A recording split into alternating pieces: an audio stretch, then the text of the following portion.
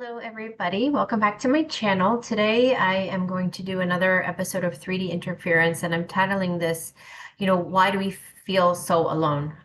Because I think that this is a running theme for starseeds. Not all, but many starseeds. And I want to explain the reason why we feel alone, why we have always felt different.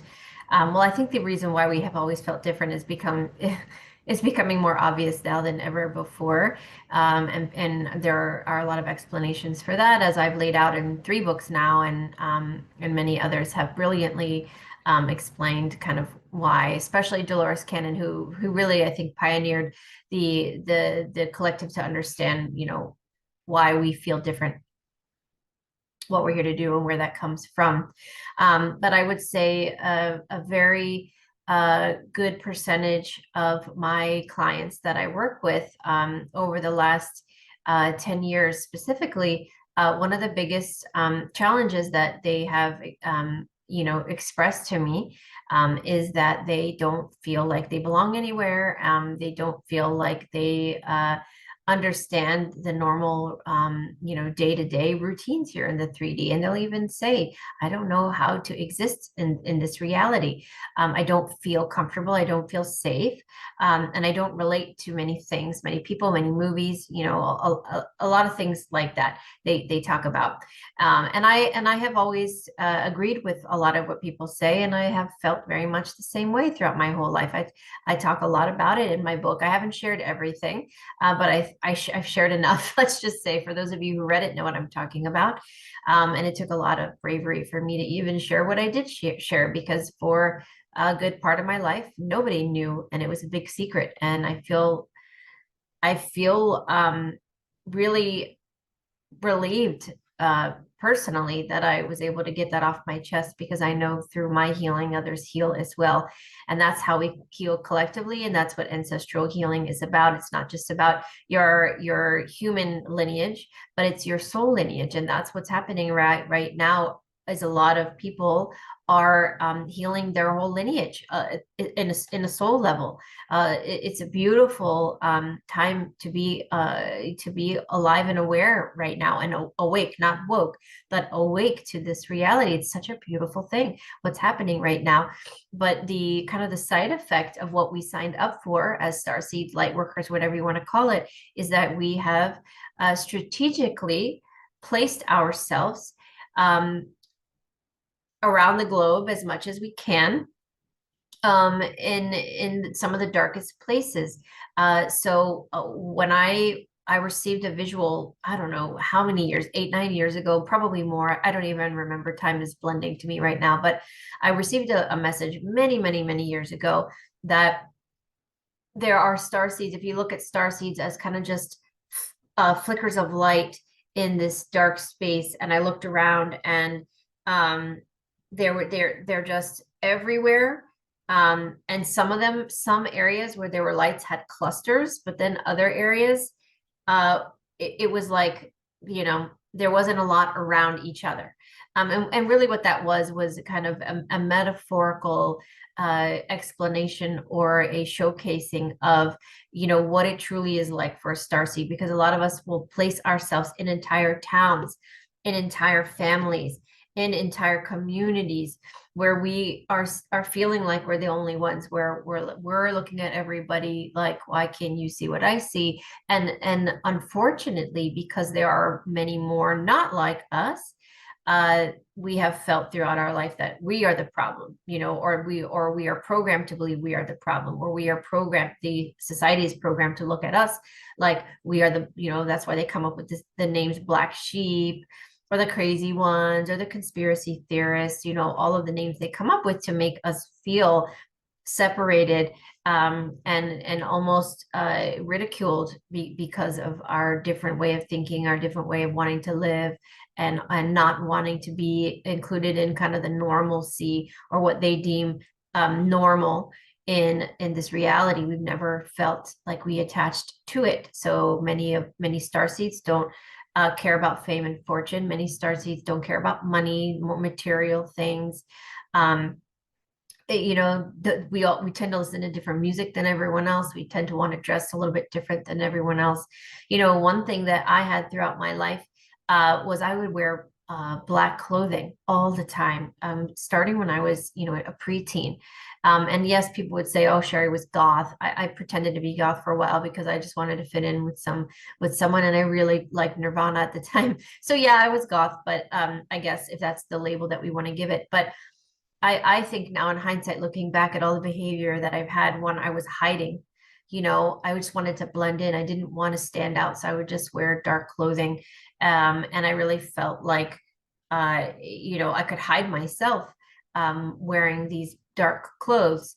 There are other practitioners that say that colors have meaning, and if you wear black, you attract dark and negative energy as well. I do believe that to some degree, but I also think that there are many other truths, and there are many other purposes for things. And so colors can be used to your advantage, but they could also work against you. But in my case, it just helped me feel like I could hide. And I would be, almost like a piece of black tourmaline. I would repel the negative energy, and it wouldn't see me. I wouldn't be attracted to me. And I think that if we all think about our behavior looking back, growing up, we all probably had certain things such as that, that we can say, "Oh yeah, that's probably why I did that. That's probably why I acted this way or talked this way or did this particular thing," because we were either trying to blend in, or we were just trying to separate ourselves from everybody else. But why do we have to be separate from everyone else? Why can't we just come in and have everything we need and be surrounded by the like-minded people that we wish we could be surrounded by?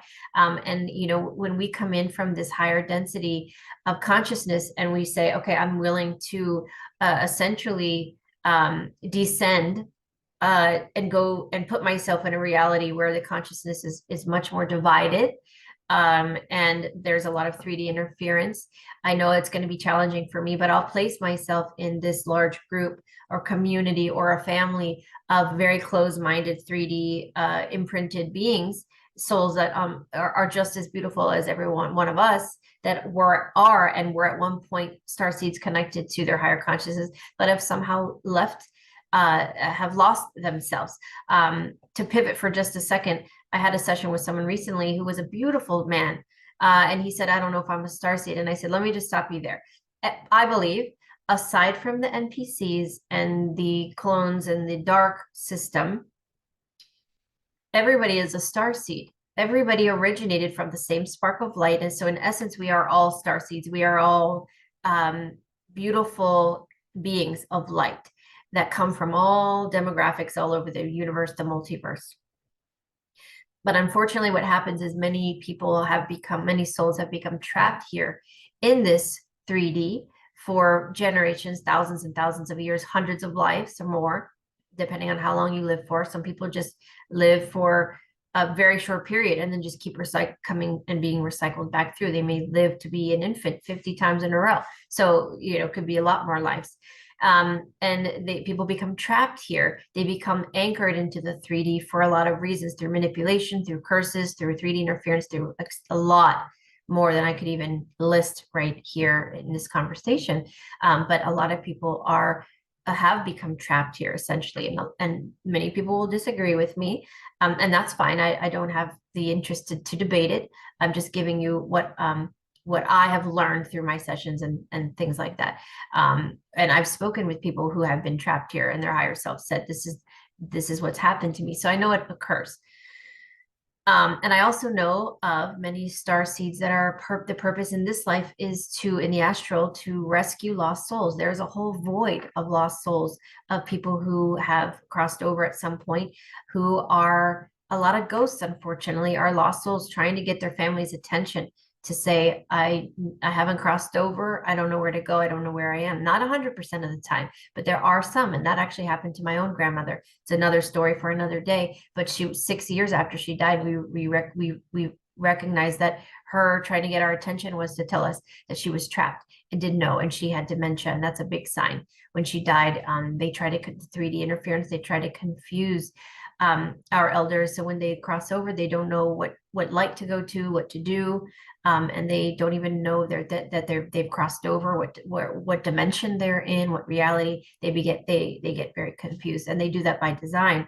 So there are a whole network of souls that are here in this life to help rescue the lost souls and free them, liberate them. So there's so much going on. There's so many roles to play in this reality, active roles, passive roles. But back to my original point, a lot of us have to place ourselves in the darkest areas of the planet. So we're all star seeds, but many of us are lost. So the star seeds that have awakened or have healed, and perhaps many have ascended already or are very enlightened, coming from other planets, other star systems, come here to be of service, to help, and they're in full service. So they are in, teach mode, guide mode, mentor mode. And they will take on the most challenging lives. They will place themselves in a family of lost souls who are still good, but they are so intertwined in the 3D. Many of them are severely have addiction for lifetimes, enslavement, poverty, dis-ease, you know, heavily into religious dogmatic principles, where they've heavily religious groups sometimes will turn their back on spirituality, and reincarnation and all of those things, because they've been programmed to fear and to focus their entire life on the church and dedicating their life to saving their soul, which is funny because in essence their soul is lost, but it's such an illusion that it's a lie. They don't even know where the lie started and where it ends. So there's so many layers to that. Hopefully I didn't just lose people, because I kind of went off on a spiral there, but the point being is that our star seeds, are these light workers, will place ourselves in the darkest families, in the craziest places, with the most closed off people, the most programmed people, in hopes of many things. One, it's simply just to hold the space. I think some light workers feel this heavy burden or responsibility, that because they've been placed in these families or in these communities, it's their job to wake everyone up. And that is so misguided. And that will drain your battery, and almost pull you down into the 3D interference faster than anything else. So we have to take that burden off our shoulders, because that's not what we're here to do.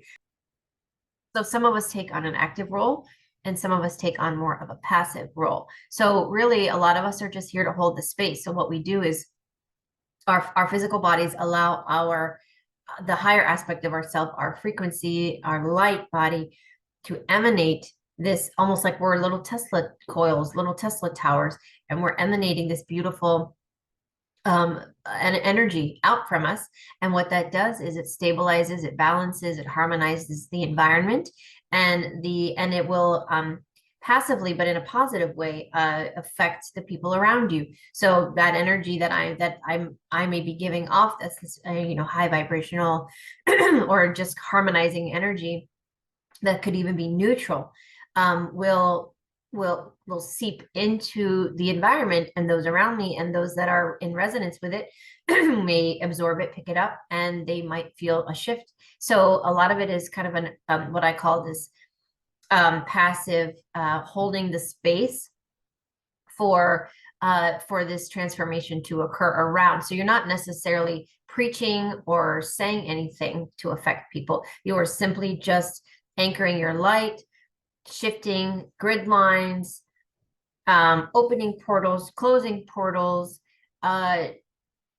transmuting darkness around. I mean, there's so many ways that you can help passively with your light and your energy. And then there are those that are placed to be a positive influence, and so that they do well to help influence those around them in a positive way, like, lead by example kind of thing, so that they do really well. And then they are hopefully there to be a good mentor and a positive influence. But the key is that those people need to remain humble, because a lot of times people will take, and I'm going to do a whole other video on narcissists and starseeds, because that does exist.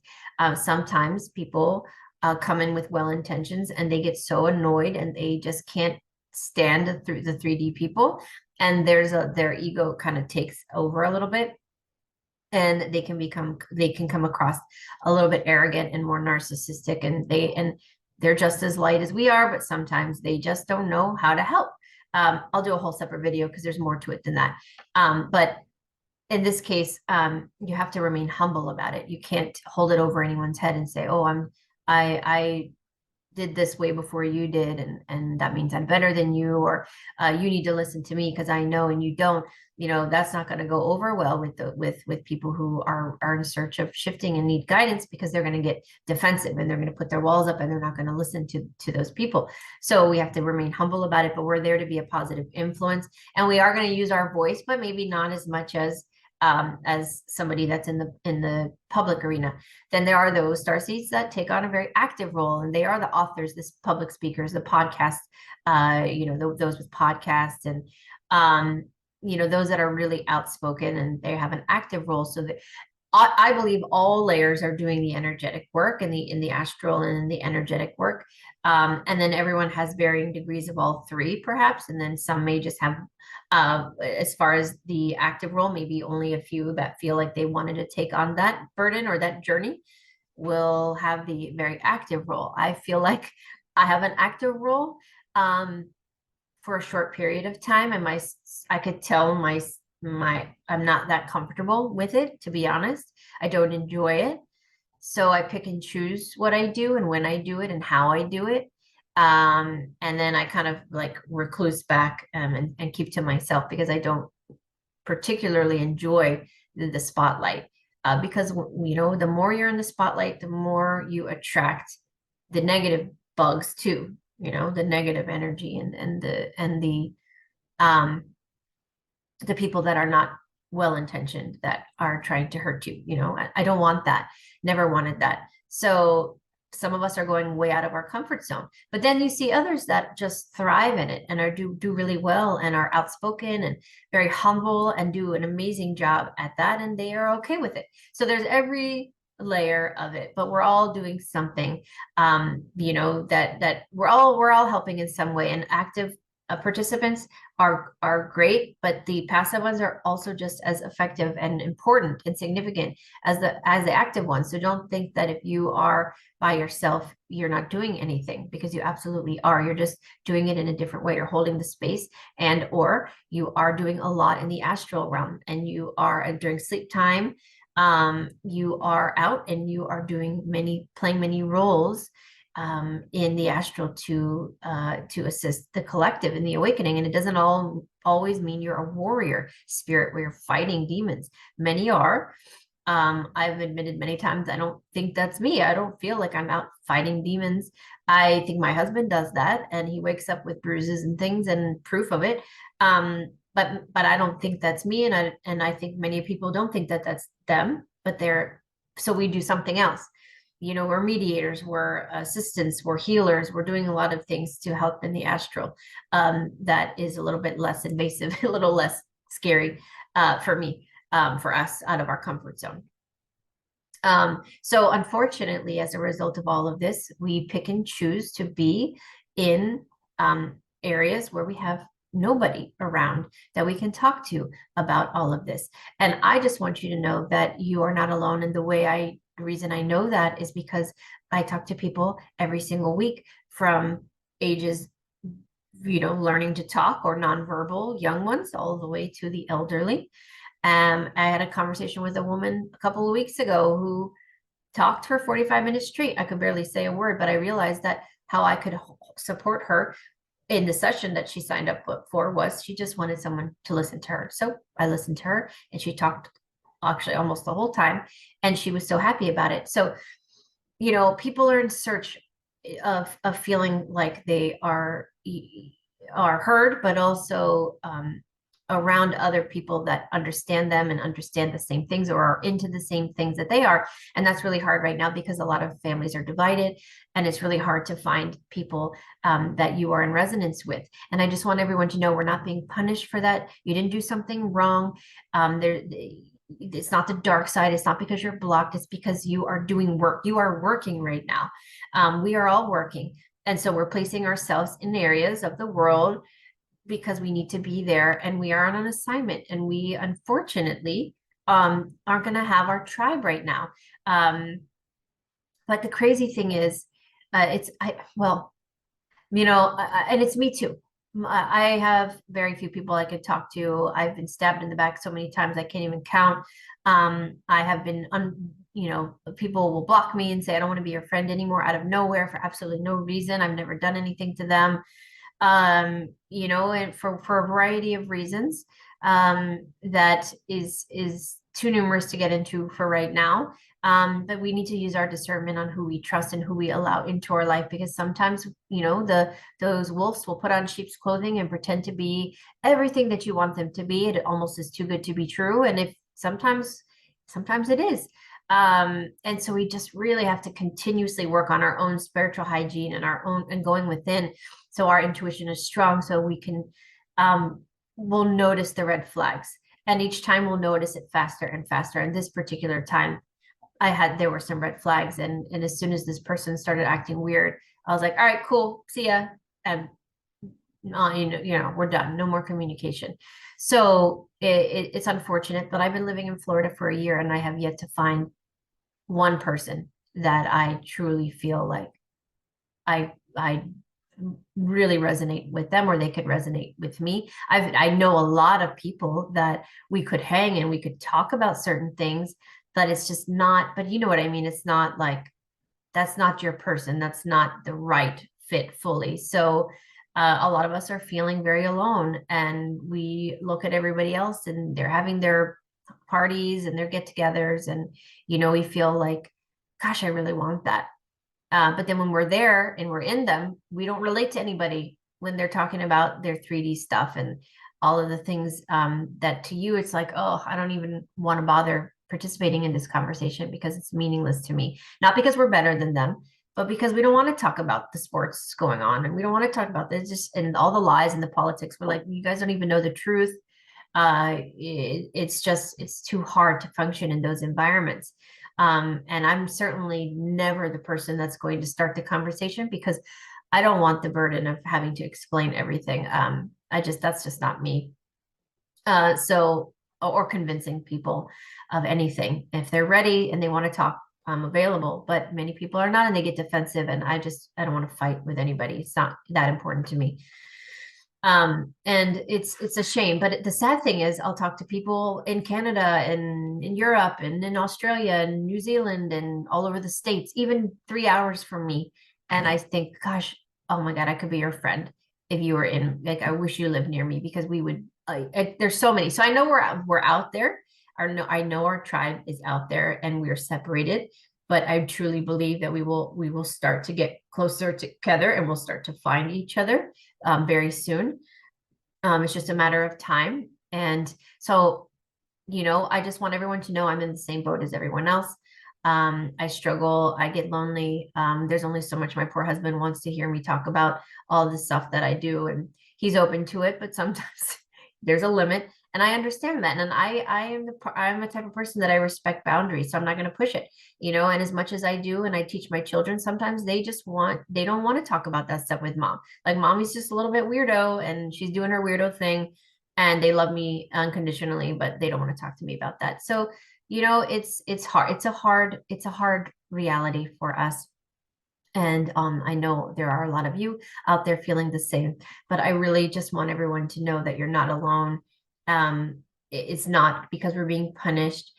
We are just really ambassadors of light and pioneers, and we are just placed where we need to be, for a specific period of time, in order to spread the light. And like I said, either passively in the middle or actively or somewhere in the spectrum in between.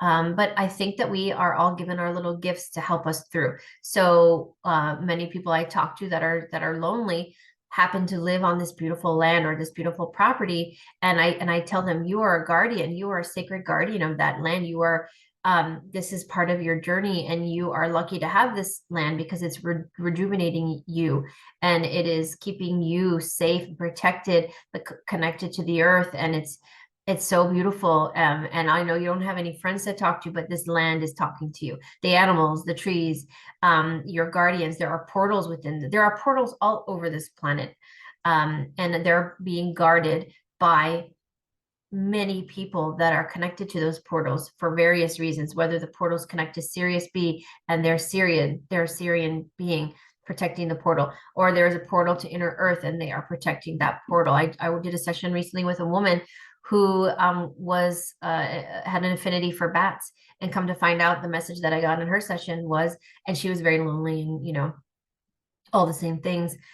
And I learned in that session that bats are interdimensional beings, and they are guardians of the portals that go to inner earth. And the reason why they are so um, what's the word I'm trying to think of? The reason why they make them so scary in our reality with Halloween and horror films and all of this is so that people don't venture into these caves, because there are portals in many of them, if not all, that go not only to inner Earth but to other planets, other interstellar travel.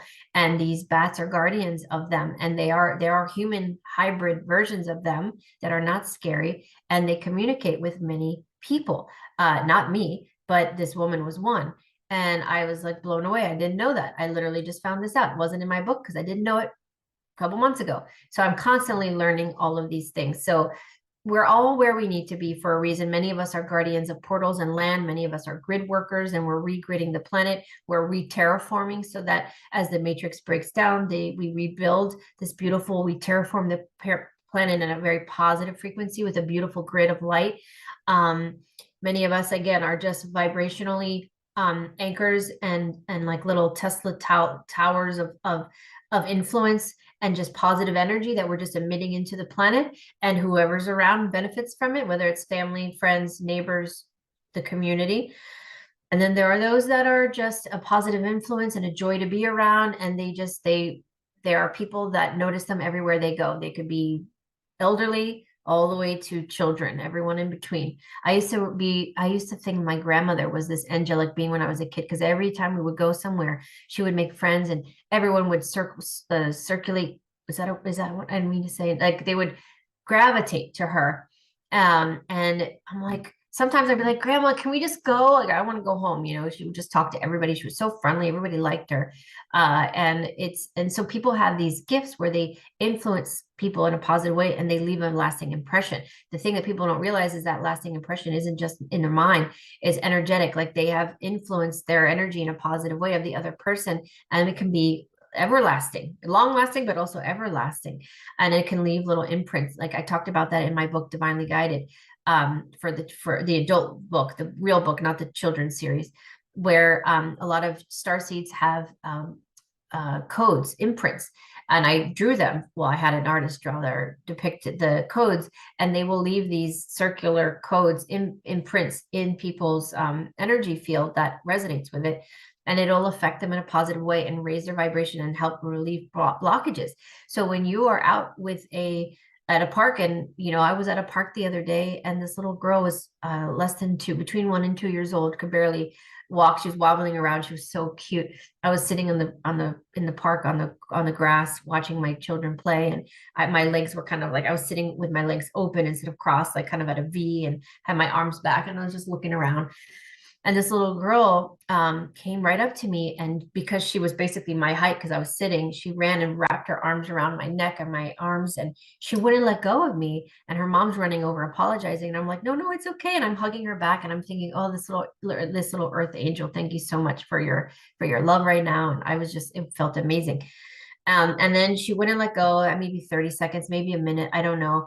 And then I thought she was going to run away, and she turned around and she just sat down. So her head was facing out, but her body was just up against mine, and she was just sitting there, and she just got really comfortable and then refused to leave. And her mom was like, I was like, it's okay. Don't worry. You know, my kids are bigger now. I'm basically talking to the mom, letting her know, like, it's okay. It's reassuring her it's fine. But, for whatever reason, this little girl felt comfortable in my energy, or maybe recognized me soul to soul. And then when she was done, she just ran off and she went about her business. And it was but that had a lasting imprint for 3-4 days. I couldn't stop thinking about this girl. And so perhaps her soul had a message for me. And there's a little bit more to it than that, but I'm not going to share that part of it. But the point is that we can affect so many people in such a profound way just by being in their presence. So you starseeds out there, you can do that simply by walking by somebody in the store, or just being in their presence. So we are very alone seemingly, but we're never alone, because the message that I get for almost 100% of those people that I work with, my clients that I have sessions with, is their message from their, their soul family, their galactic family, their spirit family, their spirit guides, earth spirits, all those that are around them, the guardian angels will always say, you're never alone. You can't perceive us in the way that you would like to, but we're always with you. So we're never alone. But I know that a lot of us humans crave human on human interaction, so we can physically have a conversation with one another face to face. And so many of us are tired of the Zooms, but you know what? It is serving a purpose, because we're finding each other, we're communicating through Zooms, we're creating groups through Zooms, we're doing so much. And so much has happened in the last few years to bring us all together. So don't lose hope. And if you're getting, like I said in the live interview that I did the other night on my channel, there's an influence or negative influence in the collective right now through the voice of God technology, making people think that they want to, kill themselves. There's a lot of suicidal thoughts. There's a lot of people thinking about things that they wouldn't normally do, even thinking about, after all this time, maybe I will do this thing, a bunch. So just use discernment daily and just think to yourself, are these my thoughts or are these someone else's? And if you have any gut feeling that they're not, immediately say, I do not consent to 3D interference, and ground yourself in whatever way works for you. I talked about different ways in that video. And stay strong. Don't let anyone dim your light. Don't let anybody make you second guess who you are, what you stand for, because they don't like you. Remember, their problem with you has nothing to do with you. It has to do everything with what you project towards them, that they are not ready to heal. Sometimes we're mirrors for people, and they hate us because we bring something out in them that they're not ready to heal yet. I have certainly lost many friends who I realized later they couldn't be with me, because I guess I just showed them something that they weren't ready to heal yet, and maybe they were angry about it, and then they projected that anger back on me as I was a bad person. So there's a lot of reasons, but we try not to take it personally. We try not to take it to heart. And we look at people through eyes of compassion and recognize that, hey, man, everybody's going through something. Even if they're not outspoken about it, we're all going through challenges. Things are surfacing. They're coming to the surface right now as people heal. Traumas are coming to the surface. They're trying to understand it, and they're trying to heal it and release it. And many don't know how, so they're getting angry about it. So we don't know what people are going through. We don't know why they're angry. We don't know all of the parts to their story. So we just try to, I understand boundaries. If they're being mean to you, then you just, instead of fighting back and calling them names, just say, I wish you abundance of love and healing. And you just put your boundaries up. There are people in my life, family even, that I don't talk to right now. And it's not because I don't love them. It's just because I can't let them in right now. It's toxic, or it's not healthy. So we wish each other the best. We place boundaries around us, and we don't hate, and we've forgiven, but we just keep moving forward, and we focus on ourselves and our own lives and our own families. And that's it. And then maybe someday we'll cross paths. And if we don't, that's also okay. And the more that we create those boundaries, the more we leave space for others to come in that are in the right vibration for us. So don't lose hope. Try to keep your head high, and I did a video earlier this morning on tapping. So that will have already come out by the time I put this video out. So try tapping, whatever you can do to relieve yourself of stress, to relax yourself, to release energy, trapped emotions, all of that. There's so many mechanisms to do that. You can scream it out, you can run it out, you can jump it out, you can swim it out, you can draw it, paint it, make music, sing, breathe, dance, tap, Reiki it out, take a nice bath, meditate. I mean, whatever works for you. Not everyone needs to do something active, and not everyone can sit still. So meditation has many meanings. And meditation doesn't mean you have to sit there and in the lotus position and you can do any variety of things that will. Hiking, petting your animals, going for a walk, find your thing that helps you release and don't hold it in. Cry it out if you need to. But you're not alone. None of us are alone. I see beautiful glimpses into the future where people are slowly starting to find each other, and more people are. Someone just walks into their life and they're introduced, and they're like, oh, I met this one person, and it's going to be like that. And then suddenly another person will come, and suddenly, and it's everything is in divine timing. And sometimes it has nothing to do with you. It has to do with them being ready. It has to do with other factors that have nothing to do with either one of you. So just be patient, hold your light, go within, use discernment, be careful who you trust, be careful what you do with your time and what you focus your energy on and your thoughts on, because, thoughts and words, they all have power. So if you say it, you are bringing that energy out into the collective. So just be mindful of those things. And we'll get through this together. And I believe that we are making a lot of strides, but it might get a little bit darker before it gets better, but that's okay. It's not meant to scare anybody. We got this. And more of us are waking up, and the more we work together and we support each other, then the more we can do to positively affect this transition period that we're going through. And where we're headed is absolutely magnificent and beautiful. And I hold on to that as much as I can. So I hope that this video finds all of you well today. I hope it was helpful. And until next time, I'll see you guys very soon. Bye.